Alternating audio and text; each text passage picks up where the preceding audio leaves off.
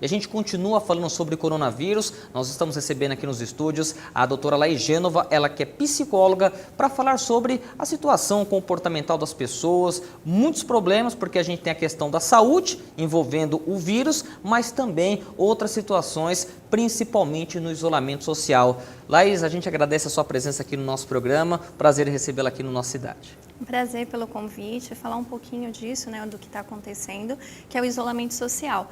Muitas pessoas perguntam por que, né, modifica tanto o comportamento. Nós somos seres que nos desenvolvemos para conviver socialmente. Ou seja, a gente não foi criado para viver isolado. A gente viaja, a gente estuda, a gente vai a festas, a gente participa de grupos muito grandes. E, de repente, quando chega uma pandemia e nos coloca em quarentena, é muito difícil, né, conseguir associar tanta informação ao mesmo tempo. Então, a gente leva um tempo para se adaptar, a gente leva um tempo para se acostumar a essas mudanças e isso gera vários tipos de comportamento que nem sempre são positivos, né, para todos nós. Na verdade, nós não estávamos acostumados a ficar tanto tempo em casa. Essa geração de 2000 para cá é uma geração que trabalha em 2 empregos, faz faculdade, tem marido, tem esposa, tem filhos, tem netos. Então, o dia a dia é muito corrido e, ao mesmo tempo, você obrigar a pessoa a ficar em casa, isolada, é muito difícil, né, doutora? Sim, é muito difícil, porque como a gente mesmo já disse aqui, a sociedade, né, ela coloca-nos em movimento. Quanto mais atividades você tem, melhor você é visto, vamos colocar assim, né? Então as crianças têm muitas atividades extracurriculares, os adultos também. Então, de repente, essa mudança, né, ela afeta bastante. Aí começa a causar ansiedade, algumas pessoas relatam ter crises de pânico, outras também medo, né, que a gente está vendo muito na mídia falar sobre isso. E isso é realmente um pouco, tanto quanto complicado, né, tentar mudar isso repentinamente. A gente falava antes do início da entrevista aqui nos bastidores sobre a questão da aproximação, né? Com as redes sociais, o WhatsApp, Facebook, as pessoas ficaram, entre aspas, mais próximas, mas ao mesmo tempo o convívio ficou mais difícil. E às vezes você vê a esposa sem o isolamento social 1 hora por dia, porque os horários não batem, os filhos estão na faculdade, estão na escola, estão na natação, estão no futebol no final da tarde. E aí esse isolamento fez com que as pessoas ficassem mais próximas e aí começassem os conflitos. Exato, porque a gente tem uma ideia errada sobre o que é aproximação, né, a proximidade. O isolamento colocou as pessoas mais próximas. A tecnologia facilitou a comunicação, por exemplo. Sim, há uma facilidade na comunicação, mas proximidade afetiva é muito diferente. E aí as pessoas às vezes falam assim, mas eu converso bastante com meu filho, né? Eu vi algumas pessoas comunicando que eles têm trocado mensagens dentro de casa pelo WhatsApp. Então, que proximidade realmente é essa, né? Então, por conta do isolamento, nós estamos de quarentena, né? Então não dá para ver, não dá para ir na festa. Mas até que ponto realmente existe a proximidade afetiva, né? Em outros momentos a gente já conversou sobre isso, a questão dos adolescentes, das mães com os filhos, né? Que comunicação que tinha dentro de casa no pequeno período que eles estavam juntos. Não tinha isso. E agora a gente vê o aumento, né, da violência, da agressividade, do distanciamento das pessoas falando não aguento mais, né? Será que realmente não aguenta mais só o período de quarentena, né? Porque entra em outros aspectos também que não cabe a gente comentar aqui, mas falando a respeito da questão da troca afetiva, eu acho que é um momento da gente refletir para ver o quão próximo realmente nós estamos dos entes queridos, né? Das pessoas que nós temos um vínculo afetivo. Nós não sabemos até quando nós vamos ter esse período de quarentena, né? Existem alguns decretos até o dia 7 de abril, podendo ser prorrogados até o final de abril ou no início de maio. Enfim, a gente não sabe até quando nós vamos ficar dentro de casa. Você falou sobre ansiedade, temos as pessoas com síndrome do pânico e muita gente que nos acompanha em casa que tem depressão. E eu ouvi muito nesse período as pessoas dizendo, olha, poderão pessoas ficarem com depressão. Como agir nesses casos para não contrair essas outras doenças ou quem já tem o que fazer? Primeiro, a gente precisa focar no quê? A gente está vivendo um cenário de pandemia. É algo que a gente não vive todo dia, é algo que nós não estamos acostumados a lidar com isso, nem nós, né, nem as instituições, né, que nos regem. Então, a primeira coisa que a gente tem que parar para pensar é que é normal ter medo, É normal sentir ansiedade, porque a gente nunca passou por isso, né? Então não é algo que a gente está corriqueiramente enfrentando, adquirindo conhecimento a partir desse estresse causado. Então a gente costuma falar que o medo, ele é natural, ele é um mecanismo de sobrevivência, porque sem medo nós não saberíamos o que é real e o que não é, quanto ao que deve ou não tomar cuidado. Então sem o medo, por exemplo, a gente não lavaria as mãos todos os dias, a gente não teria noção, né, do que seria esse vírus, na questão de usar álcool em gel. Então o medo, ele serve para nos orientar. A partir do momento que a gente perde essa noção de até onde a gente pode ter esse medo, a gente começa a perceber um nível elevado de ansiedade. Então, a gente percebe crise de pânico, por exemplo. Você comentou até da questão da depressão. Algumas pessoas podem vir, sim, a desenvolver depressão devido a essa mudança repentina, que acontece também em divórcio, quando as pessoas são demitidas, quando a pessoa perde um filho. Então, pode ver que são coisas naturais que acontecem no dia a dia, independente da pandemia. Então, a gente precisa, sim, tomar cuidado, olhar para esses pacientes que já têm um histórico, por exemplo, de psicopatologia, que já tinham uma ansiedade anterior, um medo, uma crise de pânico, uma depressão, por exemplo, para tomar cuidado com isso, né? Buscando ajuda na medida do possível. A gente sabe que devido a essa quarentena, inúmeros profissionais começaram a oferecer o recurso de terapia online, justamente para isso, né? Porque a gente tem que manter uma distância, a gente não sabe até quando, né, esse isolamento precisa, né? A gente sabe que ainda por muito tempo a gente vai ter que tomar cuidado, né? Então são hábitos que a gente vai precisar adquirir. Ah, Laís, é difícil. Eu me canso, eu me estresso. Lógico que estressa. A gente não estava acostumado, por exemplo, a ter que tomar cuidado com algo que saía fora do nosso controle, porque a gente tem cuidado com o quê? Sair tarde da noite, cuidado para não ser assaltado, para não cair em golpe. De repente, falar de um vírus, que é algo que a gente não pode visualizar, não é algo material, vamos dizer assim, para a gente, então isso causa um estresse muito grande e naturalmente a gente vai desenvolver esses tipos de sentimento, essas emoções, porque o ser humano, ele tem inúmeras emoções, é inato a emoção para ele, só que a gente não aprendeu a lidar com algumas, né? E a gente está sendo obrigado, porque nesse tempo que a gente está em casa, afastado dessa rotina, a gente está tendo que aprender a lidar com isso muito rápido. E isso gera muita angústia, que é muito natural. A gente percebe também que quando a gente começa a diagnosticar os suspeitos, olha, bairro X, idade Y, as pessoas já começam a criar uma sensação de insegurança. Olha, no bairro tal teve uma pessoa que teve. Isso também é um sinal de que as pessoas às vezes saem fora do controle sobre a questão do coronavírus? Sim, porque é um dado real, é algo que a gente sabe a partir dos dados, né, da Organização Mundial da Saúde, que muitas pessoas vão adquirir esse vírus, né? A gente vai desenvolver aí os sintomas e tudo mais. Mas a partir do momento que a gente só se prende a informações que mostram esse aspecto mais negativo, ela fica um pouquinho difícil, né? Então, para aquele que tem um pouco mais de ansiedade, que se sente mal assistindo certas informações, certas notícias, a gente pede que se desligue um pouco, que faça outras coisas que possa passar esse tempo, que não dê foco a isso, porque às vezes aquela informação que a gente ouviu do vizinho, do grupo da família, não é real. Aí, a partir daquela informação que não é real, o outro já passou de uma outra forma, como se fosse um telefone sem fio. Aí, no final das contas, não era nada daquilo. E aí, a pessoa está em crise de pânico, está apavorada, está desesperada, né?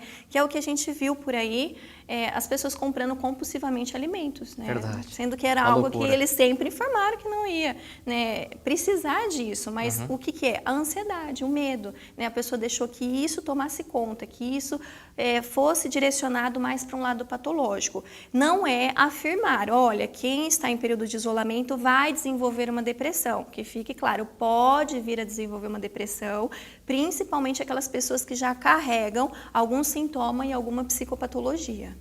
Agora, as pessoas que estão nos acompanhando em casa, eu tenho certeza que elas estão um pouco perdidas e a gente vai por etapas agora. As crianças, o que fazer porque as creches dispensaram, as escolas particulares também do Estado, com os jovens e crianças, porque, como você disse, as pessoas ficam 24 horas assistindo televisão, no computador, Netflix, e como que você consegue fazer esse isolamento social ser um momento produtivo para com a família, principalmente com as crianças e jovens? As crianças, naturalmente, elas já são agitadas por natureza, né? Eu costumo falar muito isso nas entrevistas quando a gente fala de criança, adolescente, porque quando muda a rotina é muito difícil. Por exemplo, o período de férias, a volta às aulas, né? A gente escuta muita queixa, tá ansioso, tá agressivo, não quer colaborar, não quer respeitar as regras. Então, nesse período de quarentena, que não é férias, né? Que ficou bem claro claro, né, acho que na mídia, em todos os meios de comunicação. É para ficar em casa. As crianças, elas não entendem muito bem o que aconteceu. E eu falo que a primeira coisa que precisa ser feita é, na medida do possível, explicar na linguagem da criança o que está acontecendo.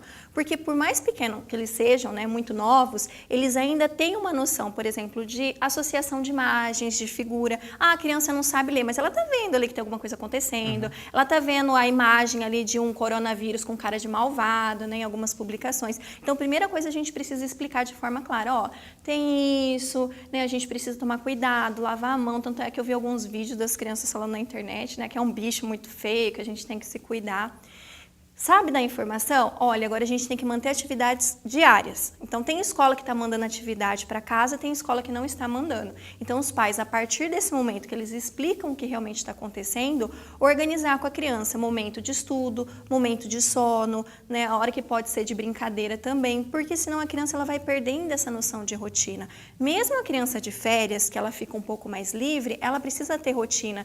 E lembrar que a criança, quando ela fica angustiada, quando ela fica nervosa, na maioria das vezes ela solicita a atenção dos pais fazendo birra, contrariando, né? Ah, ele está sendo mal criado só porque ele quer. Não, ele está tentando mobilizar esses pais porque também ele está com medo. É a maneira dele verbalizar isso. E aí a gente tem os pais que estão preocupados por algum motivo, por estar nesse período de quarentena, aqueles pais que não puderam estar em casa, né? E aí é uma sobrecarga de informação. Pais com medo, crianças com medo, e aí vira, né, esse conflito dentro de casa. Mas a primeira coisa é a gente sentar e conversar com essas crianças.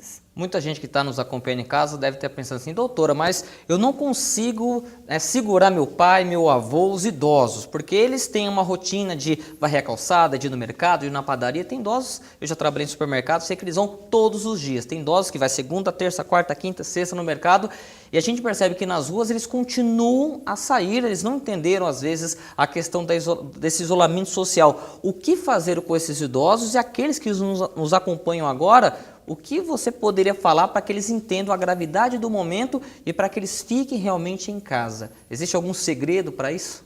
Realmente, não só os idosos, como também algumas pessoas que se encontram, né, no grupo de risco, a gente percebe uma resistência muito grande. Explicar um pouquinho do porquê desse comportamento dos idosos.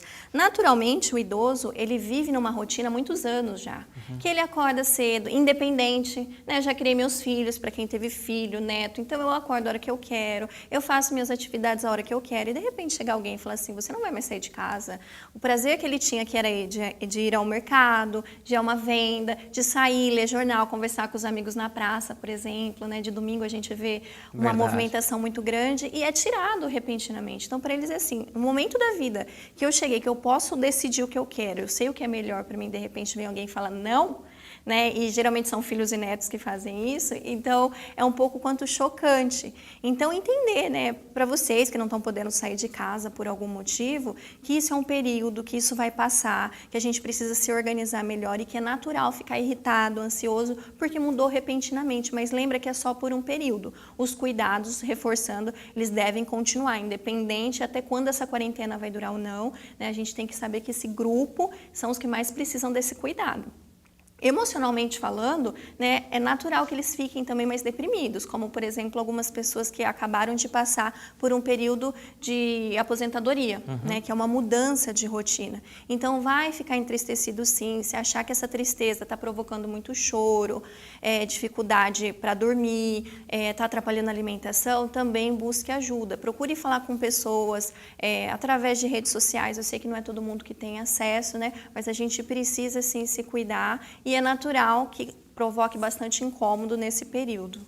Agora, com relação à agressividade, Laís, a gente sabe que nesse momento as pessoas ficam mais próximas, né, durante todo o dia. Você imagina um final de semana com o seu marido e com a sua esposa. Para alguns é quase que um terror isso aí. E aí começam esses momentos mais agressivos. A gente tem que lembrar que a mulher às vezes está com TPM, o marido já foi mandado embora do trabalho, ele já está nervoso por alguns problemas que ficou para lá, porque agora ele está em quarentena. Como driblar isso e abaixar o nível de agressividade de cada item da família, cada membro de cada lar? Vale ressaltar que naturalmente no período de quarentena todo mundo fica um pouco mais agressivo, irritado, sem paciência. E para aqueles indivíduos que já têm um histórico de agressividade, abuso de álcool, drogas, né, algum histórico de agressividade que seja, esse período de confinamento ele se torna um pouco mais crítico, porque, por exemplo, uma mulher que já sofria agressão aos finais de semana, que era o período, por exemplo, que passavam mais tempo juntos, nesse período de quarentena e isolamento aumenta muito o número de violência. Violência entre as crianças, abuso, né, violência entre marido e mulher, violência com idosos, pessoas com transtorno mental. Então é importante que a gente fique atento a isso, né, para que essa pessoa consiga de alguma forma buscar ajuda, se alguém escutar alguma coisa, se alguém vivenciar, né, fazer uma denúncia. Um vizinho que ouvir, porque esses indivíduos eles ficam vulneráveis agora, né, porque eles não têm para onde ir, eles não têm o que fazer, não pode, né, ir para a rua e de repente o agressor está ali dentro e está também irritado, né, porque ele não está podendo ter toda aquela rotina e aquilo que ele fazia naturalmente. Então, aumenta muito, sim, o número de casos de violência doméstica. E é uma coisa muito séria e, inclusive, se você presenciar algo, liga para a polícia, 90, isso é importante, um vizinho, algo diferente daquilo que a gente está acostumado, porque, infelizmente, com as pessoas ficando mais tempo em casa, isso pode acontecer, isso é inevitável, mas que é crime e as pessoas têm que ficar atentas. Agora, só para fechar o nosso bate-papo, Laís, inclusive uma pergunta aqui dos bastidores sobre o tamanho dos lugares, porque a gente percebe que cada vez mais as casas estão pequenas, comparando a casa da nossa avó, da nossa mãe, e as pessoas moram muito em prédios, condomínios, casas pequenas ou condomínios, né, os apartamentos muito pequenos. E é como conviver com isso, porque você não pode usar essa área de lazer do prédio ou da onde você mora, e você ficar num ambiente muito pequeno, também vai ter os atritos, que aí é mais inevitável ainda. Sim, alguns prédios, né, condomínios, colocaram como regimento que as crianças não podem ser sozinhas, né, elas têm que realmente ficar dentro de casa. Então, se torna mais difícil, porque criança, com toda aquela energia, num apartamento, né, pequenininho ali, a gente precisa organizar algumas atividades e colocar regras. Falar, olha, não é só você que está incomodado, que está cansado, que está irritado, que também gostaria de sair, está todo mundo aqui, então todo mundo tem que colaborar. Aí tem gente que fala assim, mas o que mais que eu jogo? Não tenho mais jogo, música, karaokê, fez de tudo. Fez de tudo, né? A gente sempre dá dicas, né? Fazer uma sessão de cinema, pipoca, porque às vezes a mãe ou o pai tem que trabalhar, né, remotamente e essas crianças não param, né? Pessoas que têm que dar aula ainda online. Então, realmente, elaborar atividades e, principalmente, sentar e conversar. Falar assim, olha, a gente vai ter que chegar num consenso porque não dá. Não é nem só para os pais e nem só para os filhos. Tem outro jeito? Não tem, né? O pessoal costuma brincar, fala assim, não sei mais o que eu faço, né? Eu falo, não tem jeito, a gente tem que conversar e estabelecer algumas regras, alguns limites. Porque é difícil mesmo esse período para todo mundo, não importa a idade, aquilo que a pessoa faça, mas a gente tem que ter bastante paciência, porque algo novo vai passar e a gente tem que manter os nossos cuidados diários, né, para prevenção. E você falando sobre essa organização, me vem à mente as pessoas que trabalham home office agora. Você imagina, né, os filhos em casa, às vezes a avó, o marido, e a pessoa tem que trabalhar no horário comercial dentro de casa. Se não tiver essa organização, a pessoa não consegue trabalhar. Sim, exatamente. E aí tem que fazer um combinado, né? Às vezes, se o marido e a mulher estão em casa, cada um vai revezando, porque às vezes as crianças são pequenas, né? E não vai entender. Tem 1 ano e meio, 2 anos, ela quer solicitar, porque para eles é novidade os pais estarem em casa, né? Para eles é legal. Nunca quer ir para a escola, quer ficar com o pai e com a mãe, e de repente eles são obrigados a fazer isso. Então eles estão se realizando ali, né? Mas tudo cansa também, tudo que é demais, né? E a criança fica irritada. Muito bem, eu quero agradecer a presença da doutora Laís Génova, ela que é psicóloga e veio falar aqui sobre assuntos envolvendo o coronavírus no convívio social das pessoas, que é algo muito novo, como ela disse, mas é importante que as pessoas possam se organizar e passar por essa etapa dessa quarentena da melhor forma possível.